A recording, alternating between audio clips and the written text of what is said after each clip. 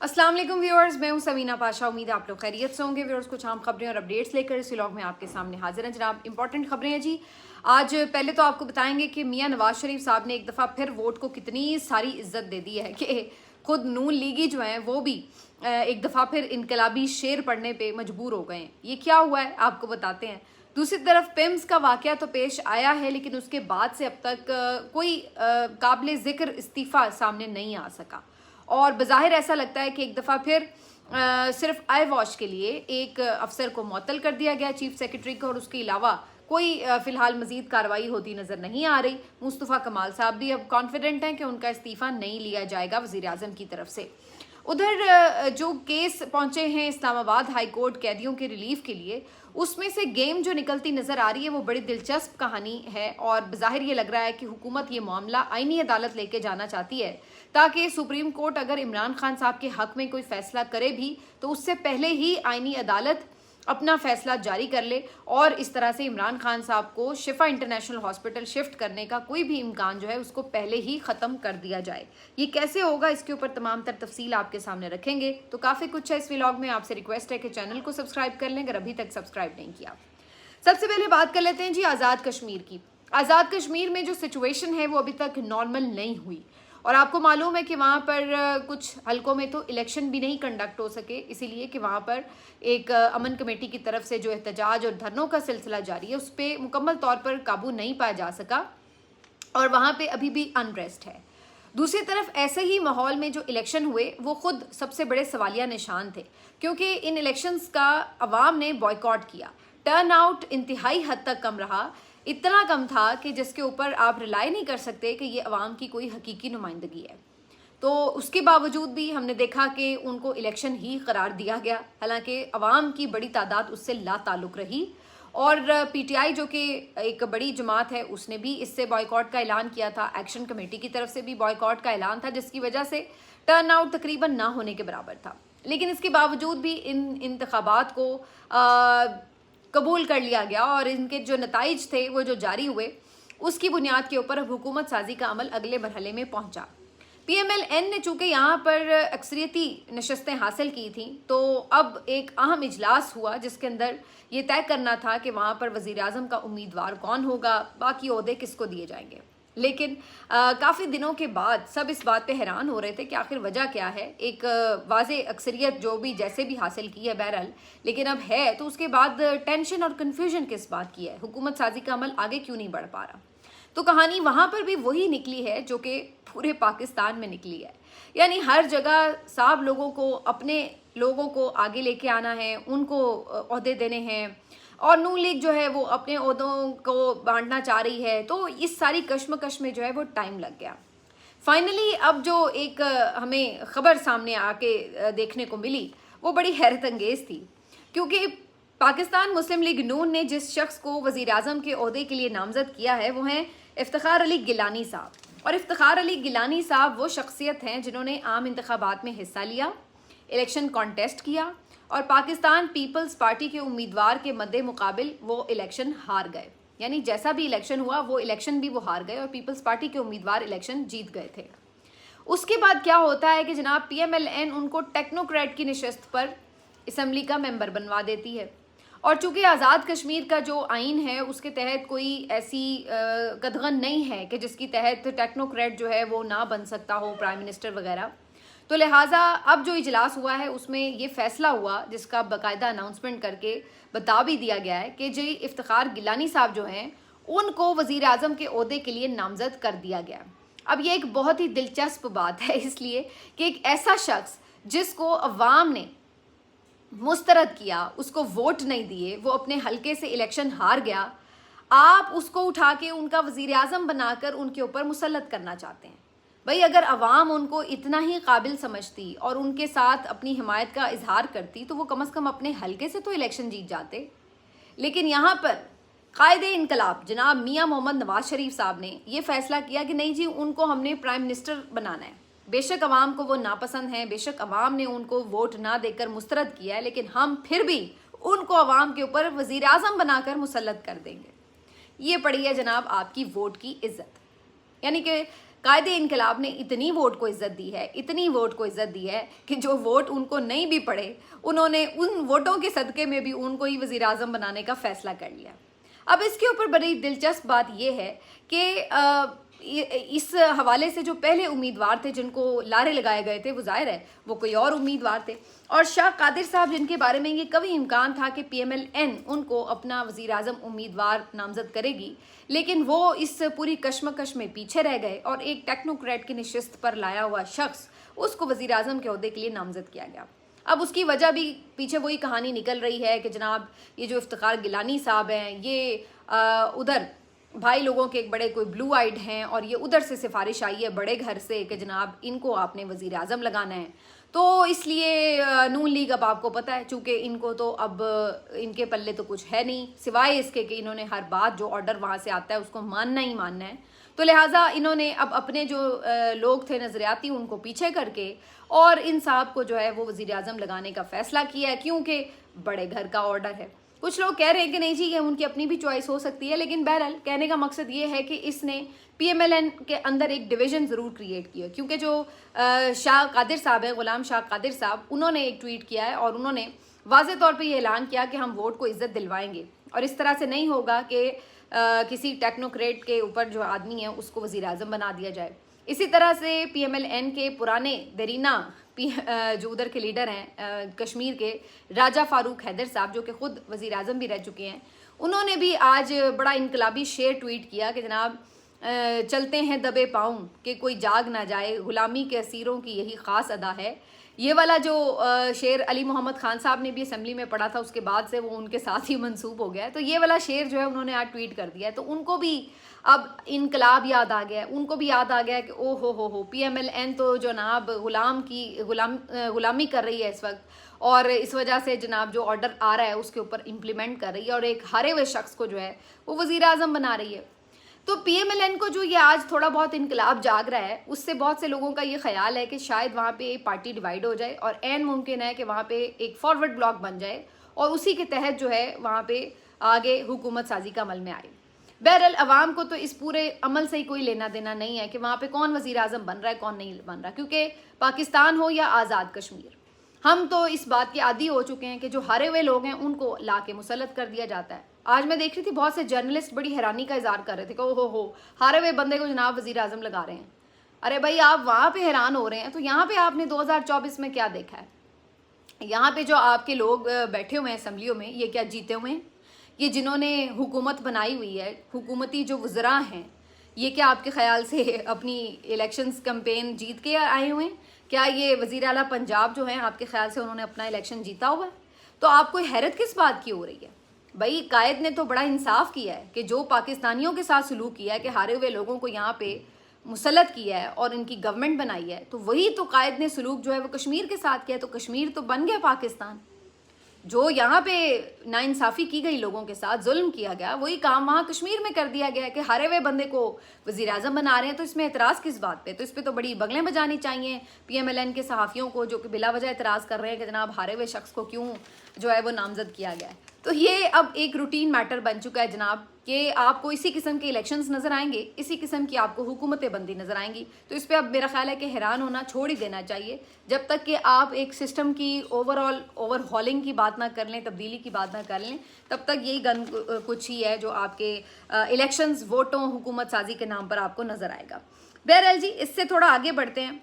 بات ہم کر رہے ہیں جہاں پی ایم ایل این کی ایک ناجائز اور نااہل گورنمنٹ کی، تو وہاں پنجاب حکومت کا ایک اور کارنامہ سنیے۔ یہ جناب حلقہ ہے ڈاکٹر یاسمین راشد کا، زبیر احمد خان نیازی صاحب کا، اور یہاں پر عید میلاد النبی صلی اللہ علیہ وآلہ وسلم کے سلسلے میں ایک لنگر کا اہتمام کیا گیا، ان کے کچھ کارکنان بھی وہاں موجود تھے، اور اس دوران 12 ربیع الاول والے دن، اب آپ ذرا دیکھتے جائیے ان کی کروئلٹی کا مظاہرہ کیجئے، 12 ربیع الاول والے دن وہاں پر پولیس جو ہے وہ بھاری نفری کے ساتھ ریڈ کر دیتی ہے۔ اس ریڈ میں انہوں نے نہ خواتین کو دیکھا، نہ انہوں نے بندوں بزرگوں کو دیکھا، انہوں نے جناب 10-15 لوگ جو ہیں وہ ان کے پکڑ کے گرفتار کر لیے، اور اس ریڈ کے دوران دھکم پیل کے دوران کیا ہوا ہے کہ وہاں پر لنگر کے اہتمام میں وہ ایک بڑا سا تھال تھا جس کے اندر گرم تیل تھا، ظاہر ہے وہاں لنگر چل رہا تھا، کھانے پینے کا اہتمام تھا، تو ایک جو ان کے کارکن ہیں دیرینہ اشتیاق خان، یہ کارکن بیچارے جو ہیں وہ وہاں سے پولیس کے اس سے بچتے بچاتے یا ان کے جھپٹتے ہوئے وہ اس تیل کی زد میں آ گئے، اور وہ جو گرم تیل ہے وہ ان کے اوپر گر گیا۔ اب وہ جو گرم تیل ان کے اوپر گرا ہے تو ان کی باڈی کا تقریباً 50 سے 70% حصہ جو ہے وہ جل گیا ہے، اور ان کے جو اندر کے باڈی آرگنز ہیں وہ بھی اس سے متاثر ہوئے ہیں۔ خیر انہیں بڑی تشویشناک حالت میں اسپتال منتقل کیا گیا، جس کے بعد آج یہ خبر آ رہی ہے کہ انہیں وینٹیلیٹر پر منتقل کر دیا گیا ہے، یعنی ان کی زندگی جو ہے وہ اس وقت شدید خطرے میں ہے۔ اب آپ اندازہ لگائیے کہ اس قدر ظلم کا کوئی کسی کتاب کے تحت جواز ہے؟ نہ وہ وہاں پہ کوئی سیاسی جلسہ کر رہے تھے، نہ وہ وہاں پہ کوئی میٹنگ کر رہے تھے۔ ویسے تو سیاسی جلسہ کرنا یا میٹنگ کرنا بھی کوئی خلاف قانون چیز نہیں ہے، لیکن آپ نے تو پی ٹی آئی کے لوگوں کے لیے وہ خلاف قانون چیز ہی ڈکلیئر کر دی ہوئی ہے۔ وہ بھی نہیں کر رہے تھے، وہ تو عید میلاد النبی صلی اللہ علیہ وسلم کے سلسلے میں کوئی محفل، انہوں نے محفل نعت کا اہتمام کیا ہوا تھا، ساتھ کوئی لنگر ونگر چل رہا تھا، اور یہ وہاں پہ بھی پولیس والے پہنچ گئے اور جا کے اس قدر وہاں پہ بروٹیلٹی کا مظاہرہ کیا کہ بچتے بچاتے وہ بیچارہ جو شخص ہے وہ گرم تیل کی زد میں آ گیا۔ اسی طرح سے ان کی جو خواتین ہیں ان کو ہراساں کیا گیا، اور وہ ویژولز جو ہیں وہ سارے اب منظر عام پر ہیں۔ اب آپ اندازہ لگائیے کہ پی ایم ایل این اب اس طرح کی ایک فاسسٹ جماعت ہو چکی ہے، انتہا پسند قسم کی، کہ ان کے نزدیک نہ کسی عید کا لحاظ ہے، نہ کسی محرم کا لحاظ ہے، نہ کبھی عید میلاد النبی کا لحاظ ہے، کسی بھی آپ کہیں کہ مقدس دن کا کوئی احترام باقی نہیں رہا۔ بس ان کو ایسا لگتا ہے کہ جیسے کوئی پی ٹی آئی کا کارکن، کوئی بھی اس سے متعلقہ عہدیدار، کوئی شخص نظر آ جاتا ہے تو یہ اس کے اوپر پل پڑتے ہیں، ٹوٹ پڑتے ہیں، اور یہ اس بات کو بھی خاطر میں نہیں لاتے کہ اگلے کی جان بھی چلی جا سکتی ہے، لیکن یہ اس کے باوجود بھی ظلم کرنے سے باز نہیں آئے۔ اور کئی ایسے واقعات رونما ہو چکے ہیں کہ جہاں پر یعنی جیلوں میں جو لوگوں کو رکھا گیا ہے وہ کیسے بعد میں نکلے ہیں جیلوں سے تو وہ فوراً فوت ہو گئے ہیں۔ ایک مجھے یاد ہے پچھلے سال کا رکشہ ڈرائیور کا کوئی ایسا ہی واقعہ تھا جو بیچارہ ہارٹ اٹیک سے مر گیا۔ تو یہ اب روٹین کی بات ہے، یعنی پی ایم ایل این یہ سمجھتی ہے کہ اگر آپ پی ٹی آئی کے حامی ہیں تو آپ کو شاید زندہ رہنے کا بھی حق حاصل نہیں ہے، اور اس کے اوپر آپ دیکھیے گا کہ کوئی کسی افسر کے خلاف، کسی اہلکار کے خلاف کوئی کارروائی بھی آپ کو ہوتی نظر نہیں آئے گی، کیونکہ پیچھے جو آپ کی بیوروکریسی ہے اونچے لیول والی اور جو گورنمنٹ ہے وہ تو ایسی چیزوں کو شاباش دیتے ہیں، وہ تو ایسی چیزوں کو جو ہے وہ انکریج کرتے ہیں کہ آپ نے پی ٹی آئی کے ورکر کے اوپر اگر ظلم توڑے ہیں، گالم گلوچ کی ہے، ان کی خواتین کے ساتھ بدتمیزی کی ہے یا اس کو مارا پیٹا ہے، تو اس کو وہ اتنا انکریج کرتے ہیں کہ وہ اب دیکھا دیکھی ہر جو پولیس افسر ہے وہ ایک سے بڑھ کر ایک اس کام میں اپنے نمبر بنانا چاہتا ہے۔ تو یہاں پہ احتساب کیا خاک ہوگا کسی کا، یہ والی صورتحال ہے۔ اللہ تعالیٰ یہ اشتیاق خان صاحب کو جی صحت تندرستی دے، لیکن اب آپ اس سے اندازہ لگا لیں کہ یہ پاکستان کو کس نہج پر لے آئے ہیں۔ ایک اور جو اہم خبر ہے آج کی وہ عدالت سے جڑی ہوئی ہے۔ آج خبر یہ آئی ہے کہ پی ٹی آئی نے ایک اور درخواست دائر کر دی ہے سپریم کورٹ میں، اور یہ ارلی ہیئرنگ کی درخواست ہے کہ جو توہین عدالت والا معاملہ ہے ڈاکٹر عظمیٰ کی طرف سے، اس کیس کو جو ہے وہ جلدی سنا جائے، 16 سپٹمبر سے پہلے اس کو سنا جائے۔ لیکن ادھر حکومت بھی اپنے پتے بڑی تیزی سے اور ہوشیاری سے کھیل رہی ہے، بلکہ مکاری سے کھیل رہی ہے۔ آپ کو یاد ہوگا چند دن پہلے آپ کو خبر دی تھی کہ کچھ 3 قیدیوں نے اپنی درخواستیں جو ہیں وہ دائر کی ہیں اسلام آباد ہائی کورٹ میں کہ جناب ہمیں بھی عمران خان کی طرز کا ریلیف چاہیے، ہمیں بھی پرائیویٹ ہاسپٹل میں علاج معالجہ کرانے کی سہولت فراہم کی جائے، اس کے ایکسپینڈیچر بھی ہم بیئر کریں گے، اور اس کے ساتھ ساتھ ہمیں بیرون ملک بات کرنے کی بھی اجازت دی جائے۔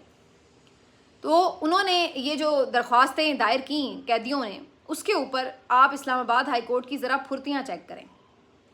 صرف 4 یا 5 دن کے اندر اندر یہ درخواستیں آ بھی گئیں، یہ درخواستیں سماعت کے لیے فکس بھی ہو گئیں، ان درخواستوں کے اوپر رپورٹیں بھی طلب کر لی گئیں، اور اس کے بعد پنجاب حکومت کا جواب بھی آ جاتا ہے، وفاقی حکومت کا جواب بھی آ جاتا ہے، جیل انتظامیہ کی جواب بھی آ جاتے ہیں، سارے لوگ حاضر ہو جاتے ہیں جسٹس آصف صاحب کی عدالت میں۔ یہ وہی جسٹس صاحب ہیں جن کے بیٹے نے 2 لڑکیوں کو کچل دیا تھا اپنی گاڑی تلے، اور اس کے بعد کوئی ان کا بال بھی بیکا نہیں کر سکا تھا۔ تو بہرحال جسٹس آصف صاحب کی عدالت میں یہ تمام کے تمام حاضر ہو جاتے ہیں رپورٹیں لے کے، کوئی ڈیلینگ ٹیکٹکس نہیں، اتنے کو کوئی VIP یہ 3 قیدی ہیں کہ ان کے لیے 4 سے 5 دن کے اندر سب حاضر. اور اس کے بعد آج خبر یہ آئی ہے کہ عدالت نے فیصلہ محفوظ کر لیا. اور یہ میں اب آپ کو ابھی بتا دیتی ہوں کہ یہ فیصلہ جلد ہی سنا دیا جائے گا. یہ کوئی عمران خان یا PTI کے دیگر لوگوں کے فیصلوں کی طرح یہ نہیں کہ کوئی لمبا عرصہ محفوظ رکھا جائے گا. یہ آپ کو جلدی سنا دیا جائے گا. اس کی وجہ ایک پورا گیم پلان نظر آتا ہے. ہمارے جو بہت قابل رپورٹر ہیں وسیم ملک صاحب اور اسی طرح ثاقب بشیر صاحب، دیگر کچھ ہمارے جو بہت قریب سے کورٹ رپورٹنگ کو کور کرتے رہے ہیں، ان کا یہ خیال ہے کہ اسلام آباد ہائی کورٹ میں حکومت کی طرف سے یہ پھرتیاں بلا وجہ نہیں ہیں، بلکہ یہ درخواستیں فرمائشی درخواستیں تھیں. یہ انہوں نے نہیں کہا، یہ میں اپنے طور پر آپ کو بتا رہی ہوں کہ ان کا میرا یہ خیال ہے کہ یہ فرمائشی درخواستیں تھیں، جان بوجھ کر حکومت کی طرف سے دائر کروائی گئی تھیں، اور اس کی وجہ یہ تھی کہ جو سپریم کورٹ کا آرڈر ہے اس کو ختم کروایا جا سکے. اب آپ سوچیں گے کہ ہائی کورٹ کیسے سپریم کورٹ کا آرڈر ختم کرا سکتی ہے، تو اس کا طریقہ بھی اب واضح نظر آ رہا ہے. ان دونوں سینئر رپورٹرز کی جو رائے ہے وہ یہ ہے کہ اب اگر ہائی کورٹ جو ہے اس درخواست کے اوپر ہاں میں فیصلہ کرتی ہے تو تب حکومت اس کو چیلنج کرے گی وفاقی آئینی عدالت میں، اور اگر وہ نہ بھی کرتے ہیں تو تب بھی جو معاملہ اگر آئینی کورٹ میں جاتا ہے، دونوں صورتوں میں معاملہ آئینی کورٹ میں جائے گا، کیونکہ یہ جو درخواستیں تھیں آرٹیکل 199 کے تحت جو ہے وہ دائر کی گئی ہیں، جو کہ آئینی عدالت کے دائرہ اختیار میں آگے چل کر آئے گا. تو لہٰذا آئینی عدالت کا فیصلہ تو آپ کو پتہ ہے کبھی حکومت کے خلاف آیا نہیں. تو واضح طور پر یہ نظر آ رہا ہے، اس جلد بازی کی وجہ یہ نظر آ رہی ہے کہ جلدی جلدی ہائی کورٹ سے اس پہ فیصلہ لیا جائے اور اس معاملے کو آئینی عدالت لے جایا جائے. جیسے ہی یہ معاملہ آئینی عدالت میں جائے گا، آئینی عدالت بھی تیزی سے، اب حکومت کا گیم پلان یہ ہے، یہ ہوتا ہے یا نہیں ہے ابھی نہیں ہم کہہ سکتے، لیکن حکومت کا گیم پلان بظاہر یہ نظر آ رہا ہے کہ آئینی عدالت سے پھر اس فیصلے کے خلاف ایک آرڈر آ جائے گا کہ جناب کسی بھی قیدی کو پرائیویٹ ہاسپٹل میں علاج معالجے کی سہولت نہیں دی جا سکتی، اس کی اجازت نہیں دی جا سکتی. اور جب آئینی عدالت کا یہ فیصلہ فیلڈ میں پہلے ہی آ جائے گا، ایگزسٹ کر رہا ہوگا، تو پھر سپریم کورٹ اپنے اس فیصلے پر عمل درآمد کرنے یا اس کے خلاف توہین عدالت کی جو درخواست ہے اس کے اوپر کارروائی کرنے کی مجاز ہی نہیں رہے گی. تو اس طرح جو عمران خان صاحب کو ممکنہ ریلیف اس صورت میں سپریم کورٹ سے ملتا نظر آ رہا تھا، اس پورے ریلیف کو ریورس کروا دیا جائے گا. تو یہ بظاہر حکومت کا گیم پلان نظر آ رہا ہے. اب اس کے اوپر بہت سے لوگ یہ کہہ رہے ہیں کہ جناب یہ تو حکومت سوچ رہی ہے، کیونکہ اس وقت ایک ٹسل چل رہی ہے محسن نقوی اور حکومت کے درمیان، تو حکومت اپنے طور پہ پاؤں مار رہی ہے، ہاتھ پاؤں مار رہی ہے، اور محسن نقوی اپنی پاور دکھائیں گے. میں یہ سمجھتی ہوں کہ اگر محسن نقوی واقعی 100% سنسیریٹی کے ساتھ عمران خان صاحب کو اسپتال منتقل کرنا چاہتے تھے، اور اگر یہ کہا جائے کہ جی انہوں نے عین وقت پر مریم نواز نے رخنا ڈال دیا اور عمران خان کو شفا انٹرنیشنل ہاسپٹل نہیں بھی شفٹ کرنے دیا گیا، تو کیا ہم یہ بھی مان لیں کہ اسلام آباد ہائی کورٹ نون لیگ کا آرڈر زیادہ مان رہی ہے اور محسن نقوی صاحب کی بات نہیں سن رہی؟ اگر محسن نقوی صاحب سپریم کورٹ سے PTI کو یہ ریلیف دلوا سکتے ہیں، تو کیا ان کے لیے مشکل ہے کہ وہ اسلام آباد ہائی کورٹ سے یہ ریلیف نہ دلوا سکیں؟ تو وہ ابھی تک پھر اس کے اوپر خاموش کیوں ہیں؟ یہ ایک الگ پہلو ہے کہ انہوں نے اس کے بارے میں کوئی کوشش کی ہو اور واقعی PMLN کی طرف سے اس میں رکاوٹ ڈالی گئی ہو. لیکن اگر یہ واقعی ہی اس حد تک ہے بات کہ آگے محسن نقوی صاحب یہ کروانا ہی چاہتے ہیں اور اس پہ عمل درآمد ہونا ہی ہونا ہے، تو پھر اس صورت میں سوال یہ ہے کہ کیا آئینی عدالت یا ہائی کورٹ جو ہے وہ اس محسن نقوی کے تصرف میں نہیں ہے جس کے تصرف میں اگر سپریم کورٹ ہے تو ہے. تو یہ بڑی عجیب و غریب صورتحال ہے، کنفیوژن ہے، اور ہر کوئی اپنے پتے اپنے طریقے سے کھیل رہا ہے. حکومت کے پاس اتنی اوقات تو نہیں ہے کہ وہ پوری لڑائی لڑ سکے یا کسی آرڈر کے خلاف جا سکے، لیکن ایسا لگتا ہے کہ کہیں نہ کہیں کوئی ایسی دو طاقتیں ایگزسٹ کر رہی ہیں کہ جو ایک دوسرے کے لیے رکاوٹوں کا باعث بن رہے ہیں، ورنہ تو پھر سپریم کورٹ سے پہلا ہی فیصلہ نہ آتا. لیکن بہرحال یہ بھی عین ممکن ہے کہ صرف PTI کو انگیج رکھنے کے لیے اور انہیں دھوکہ دینے کے لیے یہ پہلا فیصلہ فیلڈ میں لایا گیا ہو، انہیں یہ بتانے کے لیے کہ دیکھیں ہم تو سنسیریٹی سے آپ کے ساتھ بات چیت کریں، اس لیے ہم نے سپریم کورٹ کا آرڈر بھی آ گیا، سب کچھ ہو گیا. لیکن یہ اب PMLN جو ہے یہ پرابلم کر رہی ہے، تو اس طرح سے یہ کچھ وقت بھی گین کر رہے ہوں، کچھ PMLN کی طرف توپوں کا رخ بھی کر لیا ہو، تو اس قسم کے مقاصد اپنے حاصل کیے جا رہے ہوں، تو یہ بھی عین ممکن ہے. لیکن یہ تمام چیزیں انفولڈ ہونے میں ابھی تھوڑا ٹائم لگے گا، لیکن اس سارے دوران میں یہ تو نظر آ رہا ہے کہ جو گیم ہے وہ دلچسپ مرحلے میں ایک دفعہ پھر سے داخل ہو چکی ہے۔ سپریم کورٹ اب کیا ارلی ہیئرنگ کے لیے یہ کیس فکس کرتی ہے یا نہیں، اس کے اوپر بہت کچھ ڈپینڈ کر رہا ہوگا۔ ملتے ہیں آپ سے اگلے ویلاگ میں، اپنا خیال رکھیے، اللہ حافظ۔